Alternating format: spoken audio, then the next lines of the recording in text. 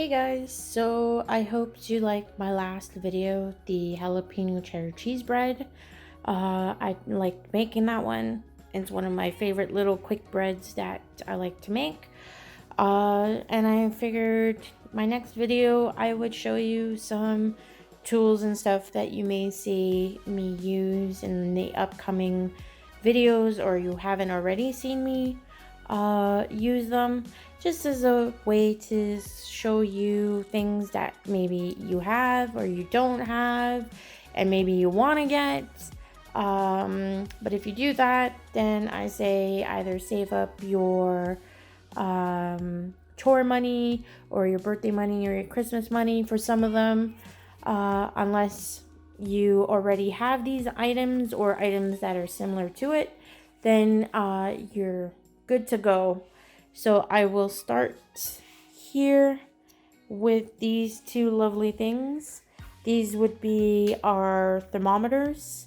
So this one right here is our manual traditional thermometer that we use. Most people in kitchens use this one. It's just basically what most of us were taught with.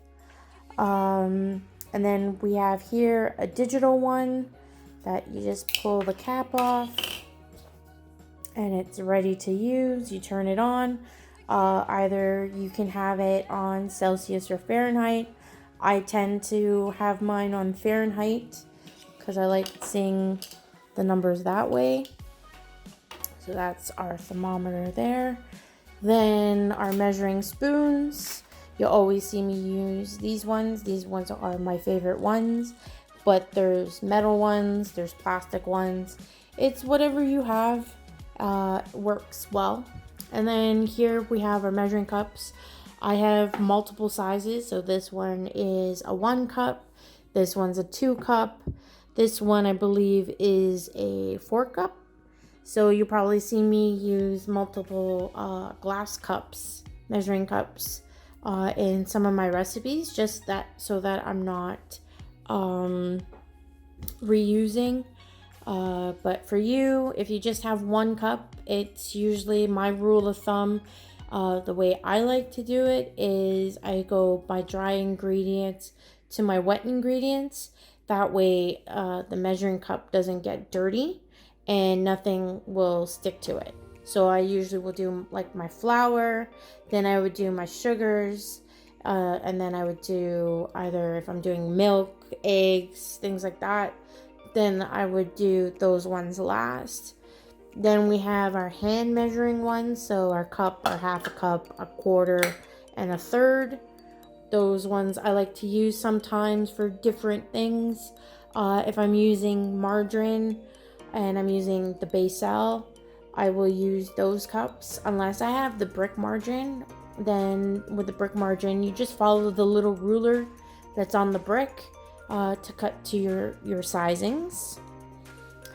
Then over here we have our wooden spoons. So if I'm doing different things like your cookie doughs or soups or stews or stuff like that, you'll see me use a wooden spoon instead of a metal spoon. Just because it's safer on most non-stick pans. And then we have our spatulas. This one you normally see. You probably see it in your own home, either in like non-stick plastic versions, but that's one. Then this is our palette knife that a lot of bakers and cake decorators will use. You'll probably see me use that maybe in a couple of videos. Then our other spatulas, scrapers that I use to scrape down bowls or use them as a mixing spoon.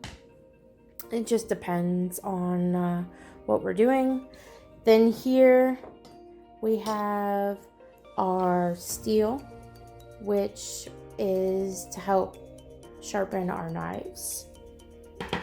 You might see that being pulled out, or before the videos I might sharpen my knives depending on how sharp they are. This is a serrated knife because of the way the blade is shaped. and it's either a serrated knife or a bread knife, most people will commonly call it. That you might see me use to cut bread or to cut cakes if we decide to make a cake. That is one that I would use to cut a cake in half. Then this little guy is my chef's knife. This one is about maybe an 8-10 inch knife. I like the smaller version of a knife, and they are can be longer and wider.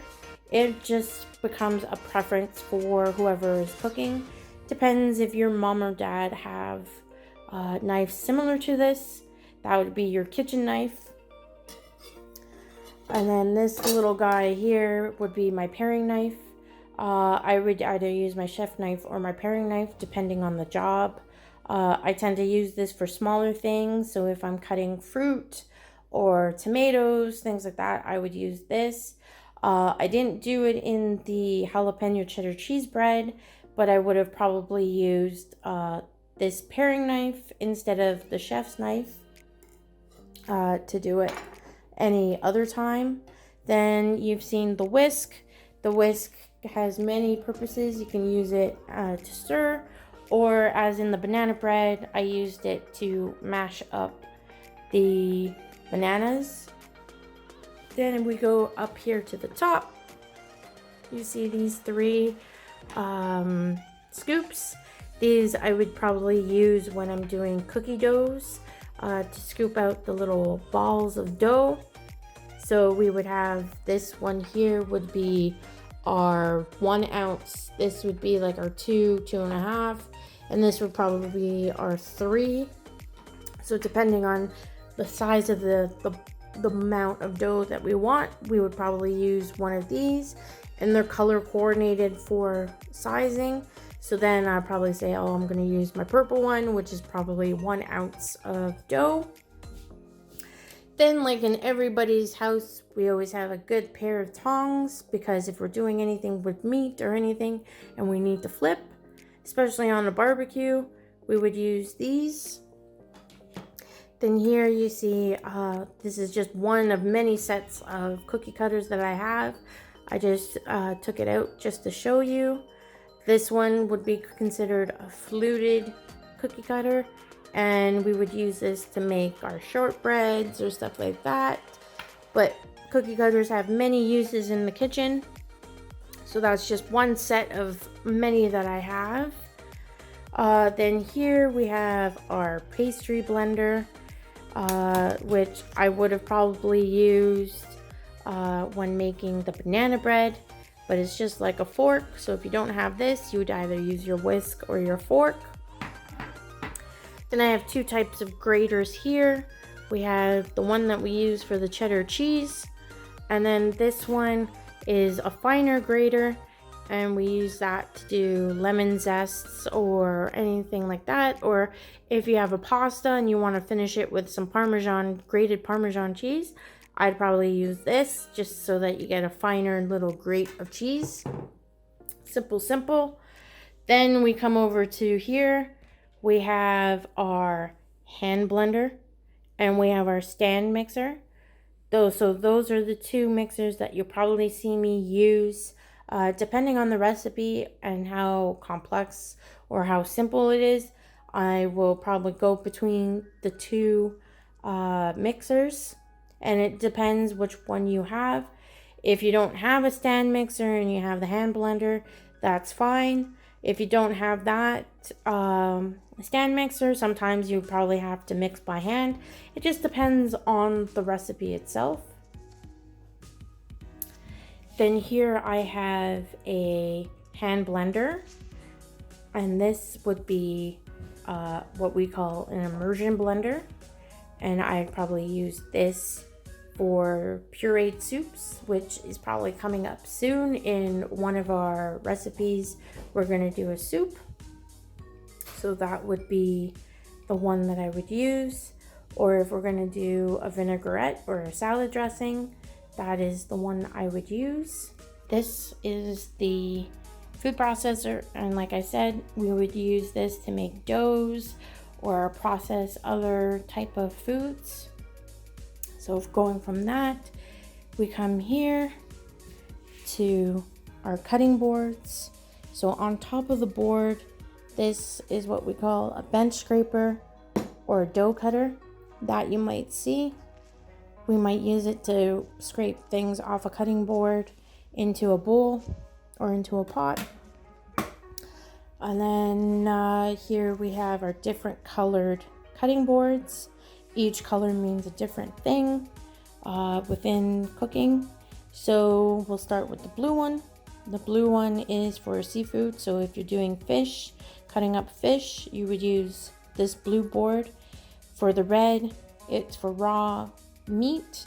So red meats like your steaks or your porks, I would do on the red cutting board.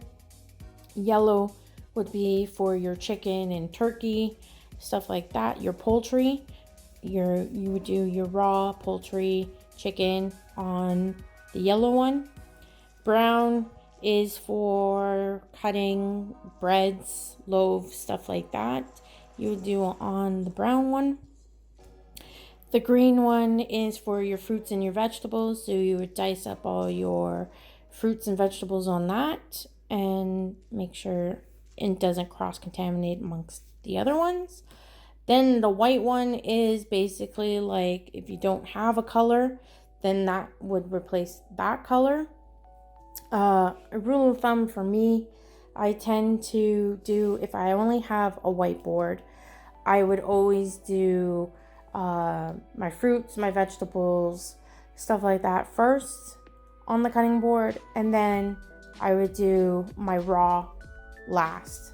That way there would be no true cross-contamination, but if you were really going to do it, you would change your board with everything that you did. So if you did fruits and vegetables, then once you were finished, you would get rid of that board. And if you started your raw chicken, then on that board, you would do raw chicken. Once you were done your raw chicken, you would put that board to wash, and then you would move on to your raw meats and vice versa. And that way, you never have any kind of cross-contamination of any of your fruits or vegetables or your meats. This little thing here, you can buy at the dollar store. They're non-slip mats. I cut mine down. I got mine at the dollar store. It was actually a placemat size, and I just cut them down a little smaller so that they fit under my cutting boards, and that stops your cutting boards from sliding around on you and makes it safer for you to actually cut on the surface so that you end up not cutting yourself and maybe hurting yourself with the knife. And then here we have our kitchen towel. This is if you don't have a oven mitt, you can always use dry kitchen cloths to grab your hot items out of the oven. Or if you're doing anything on the stove, you would use this to cover your hand just in case. And you make sure that they're dry, they're not wet, because if they're wet, you can actually burn yourself even more from it. So if you're pulling anything out of the oven, I suggest just using a dry kitchen cloth. Or if you have the oven mitts, make sure that you use your oven mitts and that they haven't touched any water to make them wet, because you can really hurt yourself that way. And then other things that you will see, but I haven't placed here on my counter, are cooling racks, trays, muffin tins, stuff like that. That would be more when we get into actually cooking. I will hopefully get all the items that you require into the videos, and I hope that this one just helped you a little bit more understand some of the kitchen items that you may see in my videos, or what you would see any kind of cook or anybody have in their kitchens, just like your kitchen. Okay, thanks, and I'll see you in the next one. Bye.